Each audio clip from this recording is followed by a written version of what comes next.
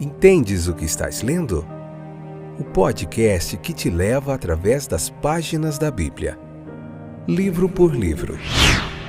Capítulo por capítulo. Uma exposição bíblica emocionante. Aperte os cintos e embarque comigo nesta viagem.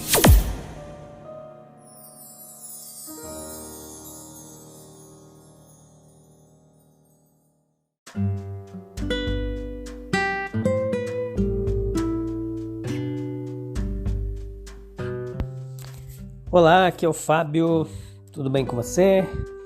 Esse é mais um episódio do nosso podcast Entendes o que estás lendo? E hoje a gente vai ver a parte 2 do capítulo 18, episódio de número 27 do nosso podcast. Hoje nós vamos ver a parte 2 do capítulo 18, como eu já falei. Nós vamos ver no episódio de hoje a intercessão de Abraão por Sodoma, como ele intercede lá pela cidade. Então vamos ver aqui todo desenrolar dessa história, o que nós podemos aprender com isso, tirar de lição para a nossa própria vida. Então, do versículo 16 ao 33 em diante, nós vemos essa história aqui sendo contada de uma forma bem clara. A fé de Abraão deu a ele uma posição especial junto ao Senhor. Deus falou, foi muito legal uma relação de amizade entre Deus e Abraão, quando Deus falou assim: devo esconder de Abraão aquilo que eu faço? Deus tinha intenção de revelar a sua vontade ao seu amigo Abraão. O Senhor conhecia Abraão, porque Abraão conhecia também o Senhor. O Senhor, ele permanece à procura dos seus, aqueles interessados em se relacionar com ele. Aqui, Abraão tem a oportunidade de interceder. Então, o Senhor, ele permanece em sua providência para que possa revelar a sua justiça e misericórdia. Quanto à súplica do patriarca, a intercessão por Sodoma e as respostas subsequentes do Senhor a ela, vemos alguns ensinamentos interessantíssimos de como Deus se relaciona com seus servos, com base no seu caráter divino. Presta atenção, Ele está sempre atento e aberto às nossas súplicas e orações. Deus, não tem prazer na destruição. Ele poupa alguns por causa da justiça. Ele faz o que é certo como juiz da terra. Embora muitas vezes aos olhos dos homens haja um terrível mistério nos atos de Deus, porque muitas vezes o homem não compreende, não entende como Deus trabalha. Também nós vemos aqui nessa história algumas características do patriarca Abraão. Ele foi ousado com a ousadia da simplicidade e da fé. Abraão, ele estava cheio de verdadeira humanidade, embora estivesse profundamente reverente para com Deus.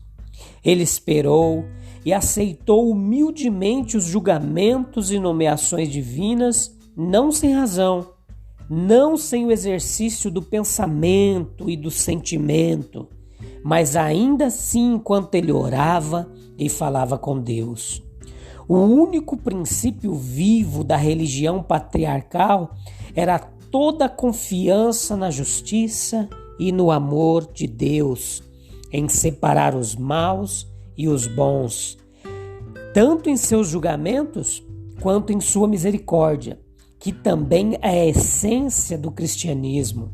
O direito que o juiz de toda a terra fará não é o direito da mera lei cega, ou a rude administração humana da lei, mas o direito daquele que discerne entre o mal e o bem. Deus é sábio demais para errar, e Ele é bom demais, amoroso demais para que algum ato seu seja de crueldade. A promessa a Abraão incluiu a compreensão dos atos de Deus, a certeza de que Abraão se tornaria uma nação poderosa, a confiança de que Abraão deveria ser o ancestral da semente prometida, a obrigação inserida em seu ser de que ele mesmo deveria ser uma bênção para os outros que estavam à sua volta. Então aqui existe uma grande diferença entre ver um acontecimento ou mesmo prevê-lo e entre entender as lições de Deus reveladas nesses acontecimentos ou nos fatos da história. Devemos ser capazes de em tudo marcar o amor, o cuidado e a sabedoria de Deus. Caminhar com Ele como uma criança, aceitando o que Ele envia não apenas como inevitável, mas como amoroso. Aprender lições de tudo o que acontece por meio das obras de suas mãos. É por meio disso que nós podemos ver revelada até mesmo a face de nosso Pai Celestial. Isso é paz. E isso é o que a sabedoria deste mundo jamais poderá ensinar. Novamente, Abraão não deveria ser apenas o ancestral de uma nação escolhida, mas ele também se torna o pai de uma família espiritual por influência e exemplo, né? No chamado dele está também a mensagem e o chamado de todo cristão. O texto ele conecta a existência piedosa de uma família com essas duas bênçãos. O cristianismo jamais deve ser egoísta, mas deve ser algo difusivo. A influência deve começar em casa, entre aqueles que Deus colocou conosco. O homem, ele pode desejar e tentar educar seus filhos e famílias na honestidade, na prudência, para torná-los bons membros da sociedade, bem-sucedidos, respeitados, e pode cultivar todos os sentimentos bondosos, mas só depois de perceber a eternidade, ele realmente terá como objetivo treinar os outros para a eternidade. Pode-se dizer que somente aquele que encontrou paz pode realizar plenamente esta obra. Um homem despertado pelo desejo de que sua família seja salva, amor pelas almas dos outros. Os cristãos, às vezes, eles estão tão preocupados com o cuidado da sua própria alma que eles têm poucos pensamentos sobre o estado da alma dos outros que estão à volta deles. Talvez, devido a um conflito prolongado, a mente tenha se voltado demais para seu próprio estado. O desejo de promover o reino de Cristo, quando o homem tem isso, ele vê em cada uma alma pela qual Cristo morreu a necessidade da mensagem ser divulgada. Que a obra sacrificial de Cristo seja sempre apresentada na instrução e na oração. Nós precisamos ser um exemplo pessoal, constantemente visando uma vida santa, orar em família e ainda assim, evidentemente, não estar fazendo nenhum esforço. Nós podemos estar orando em família e ainda assim não estar fazendo nenhum esforço para viver no espírito da oração, né? Encorajando a crença de que Deus ele pode ser adorado com palavras sem ações e tendendo a separar a nossa religiosidade da nossa vida diária. Sob a sombra daquelas árvores, os visitantes celestiais, juntamente com Abraão, eles participaram, ou pareciam fazê-lo, de uma refeição fornecida às pressas pelo patriarca. Toda essa narrativa ela é dada de tal forma que a maneira da época, né? A maneira ali da época, a Deus são atribuídas as paixões, desejos, hesitações e determinações humanas. Portanto, Deus é descrito como resolvendo por dois motivos.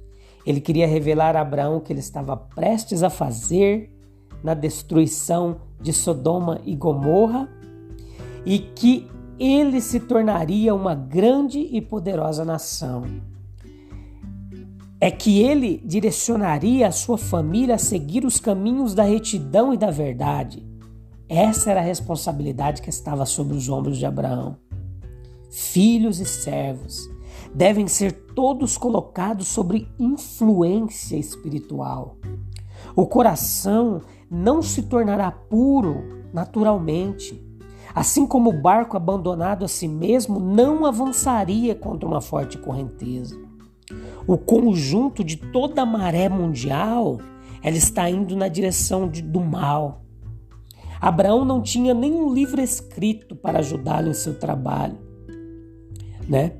E mesmo assim, que a Bíblia que ele tinha não era escrita, mas era a tradição do trato de Deus com a raça dele e com ele mesmo, ele podia falar das promessas de Deus e da maneira que se deve aproximar de Deus pelo sacrifício.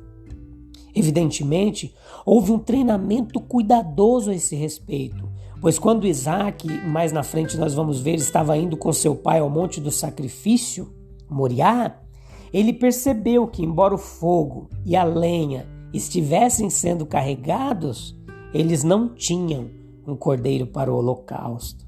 Se Abraão não tivesse sido fiel, seu nome teria morrido e não teria havido transmissão da narrativa de sua vida devotada e tenaz, apegada às promessas divinas. Isaac, nós vamos ver mais na frente, nos próximos episódios, que ele seguiu os passos do pai e era um homem meditativo. Depois o neto, Jacó, filho de Isaac, vai acalentar as promessas e as passar para os seus filhos. E os judeus que se originaram disso tudo aqui vão preservar o conhecimento de Deus, enquanto todas as outras raças mergulham no politeísmo, ou seja, na adoração de vários deuses. E eles propagam essa adoração monoteísta a um só Deus. Tudo, porém, dependia do treinamento correto de Isaac. E isso é o que nós veremos nos próximos episódios. Beleza? Eu te espero no próximo episódio para a gente continuar aprendendo mais um pouquinho da palavra de Deus. Que Deus te abençoe, que você tenha um excelente dia. E a gente volta em breve. Um abraço, até breve. Tchau, tchau.